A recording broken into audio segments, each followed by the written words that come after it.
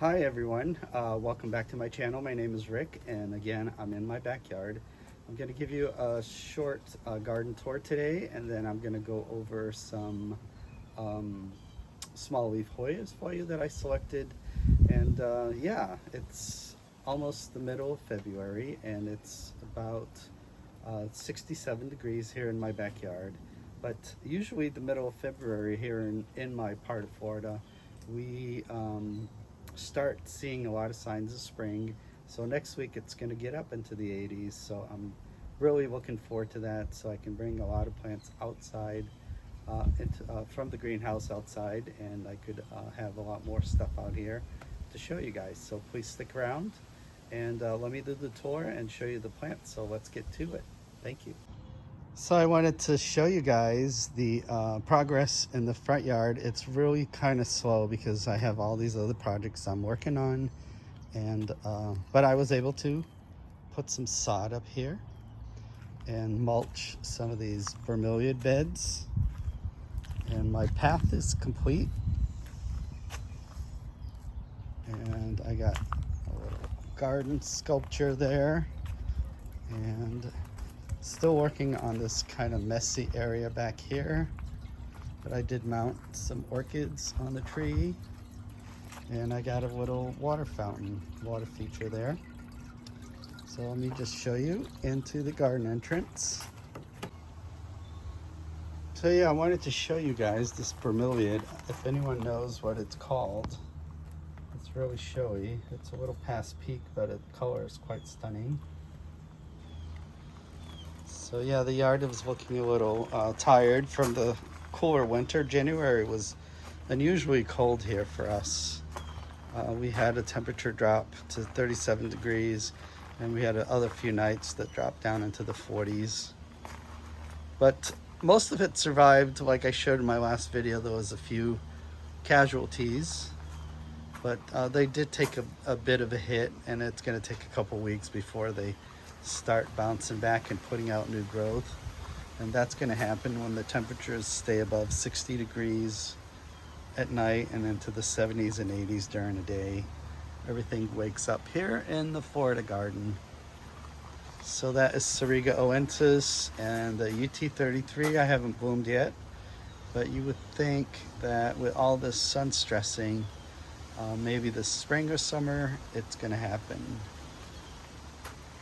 And what else over here? Some of the orchids are going down. This little guy here was in bloom for over 5 weeks, and this one had some bud damage from the cold a couple weeks ago, but the flowers did manage to open and they look nice. Yeah, so this time of year the plants will start really putting out new growth and flower spikes because of the warmer, longer days. So this dendrobium is looking really nice. All those buds survived the 37 degrees. And here's my elliptica that didn't make it. I haven't had a chance to pull her out and compost it. You can see they lost probably over 100 leaves. But all the other Hoyas around it did pretty well. This is a Hoya rigida out here. It's didn't affect it at all. And there's a Hoya excavata down there. And there's a Hoya kiki. The sunrise just got a little redder from the cold and sun stress. And it's actually looking, all this growth happened during the winter, so it's really not very picky Hoya for temperatures. My tolumnias, hopefully they'll rebloom. And my phalaenopsis all are spiking, so in a month or two there'll be a lot of flowers.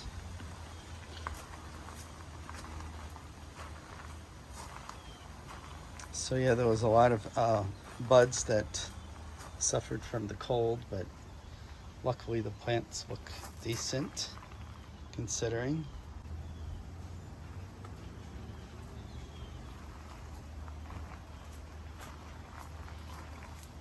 Yeah, this APC 1002 is looking really, really pretty this time of year. The flowers on this are gorgeous, by the way. And my billet philodendron here did not get bothered at all by the cold. I forgot to move it into the greenhouse, but it didn't lose any leaves, and it looks like it survived pretty well.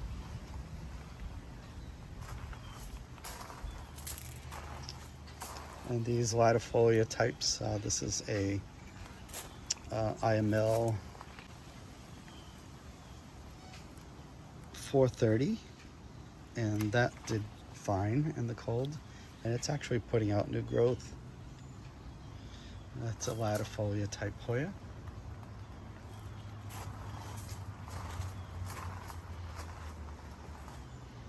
And their only remaining flower of this orchid, this LC Webtonii, and the Cebu Blue survived the cold spell as well. It did lose a couple of leaves down here, but other than that, it looks like it survived.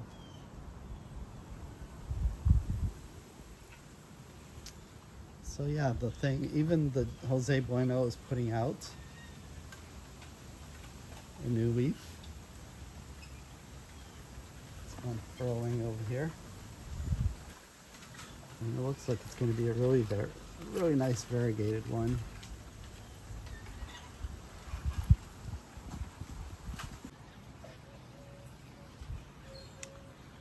And these are the plants that are hanging out under this starfruit tree. And that orchid has been up there. I haven't been able to reach it. It's pretty far up for a few years, and every year it puts out these really nice clusters of red flowers. And I have a Hoya, a species Bulgar up there. I have a Melliflua here, and a very aggressive Hoya Henhaye that just keeps growing and taking over this tree. It's putting out leaves all the way up into the tree. And this is a Hoya ciliata. It has like almost black flowers, and the leaves are pretty fuzzy.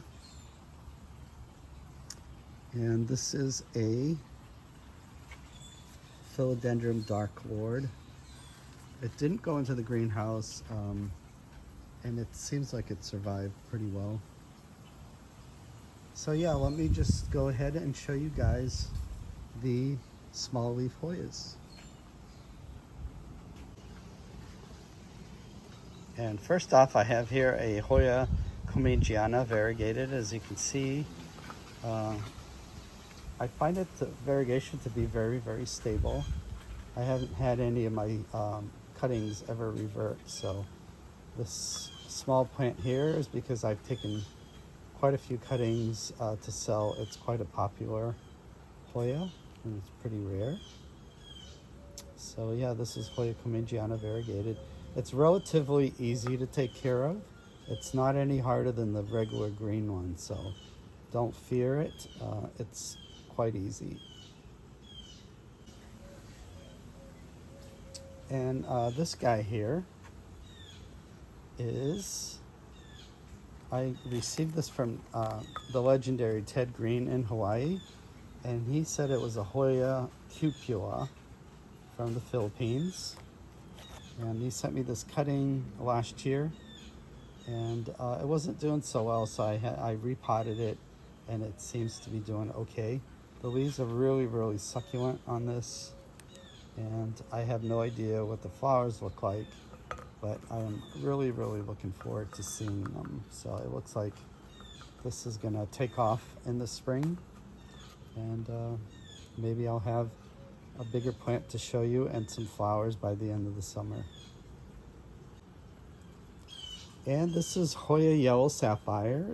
As you can see, the leaves are not that unique, but the flowers are probably some of the most unique flowers I've ever seen. And Yeah, so it's not the fastest grow for me, but it's quite an unusual sight when they bloom. So Hoya yellow sapphire.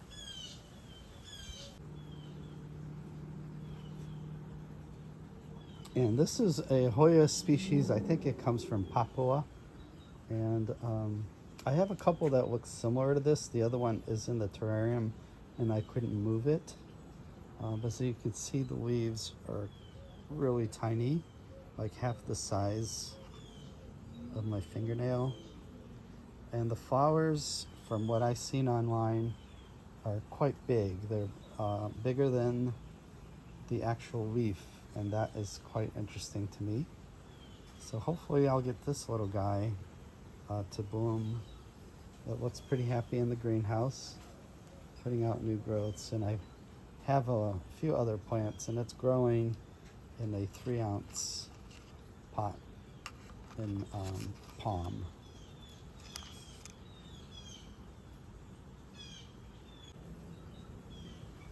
And this guy over here is one of my hybrids. I took a Hoya croniana and a Hoya lacanosa. At that time I had it labeled as fat leaf because the leaves are really fat. And I was playing around with it, and I pollinated one of the flowers, and this seedling came out to have really small leaves, and they get really succulent. It's quite attractive, and it's really a fast grower. And I called it my little runaway because I had it growing out in the fence, and it started growing into the neighbor's yard. And I went over there one day, and it was flowering, and there was at least, 5 feet of vine on the other side of the fence. So I don't know why it found it to be happy on the other side. So, but I was really glad to find it. And this is Hoya tangentes. If you like small leaf bushy Hoyas, this is a really easy Hoya to grow. And it's a fast grower. And if you give it a little sun stress, it turns really beautiful. And I'll show you guys. This is under a grow light, and the leaves get nice contrast with the green, and they get quite red. So it becomes a very attractive Hoya when it gets a little more sun. And Hoya Carmelet is another one that's relatively easy. I find it's a little more difficult to bloom, but the leaves are so cute. They're about the size of a fingernail, and they stress really nice.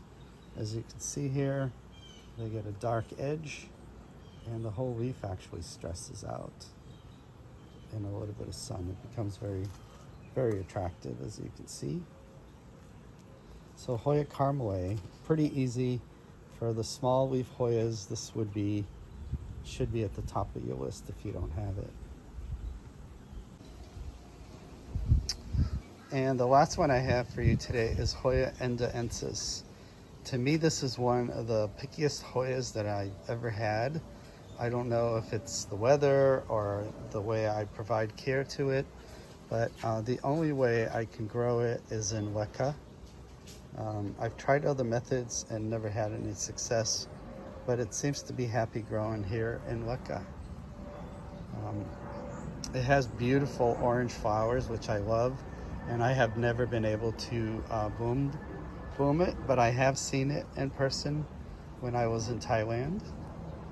Yeah, so if you have any care tips for this little Hoya species, let me know. It does have quite beautiful little leaves that are undulated on the edges there, as you can see. And if you're looking at the pot, I made this about 10 years ago. It was a hand thrown piece, and surprised I haven't broken. It's been out here in the garden for that long, and usually anything that's pottery with all the cats that I have, yeah, ends up, you know, being broken. So yeah, thank you for watching my video, and please like and subscribe, and come back next week. I upload a video every Sunday, and I hope you all have a wonderful week, and I'll see you next time. Bye-bye.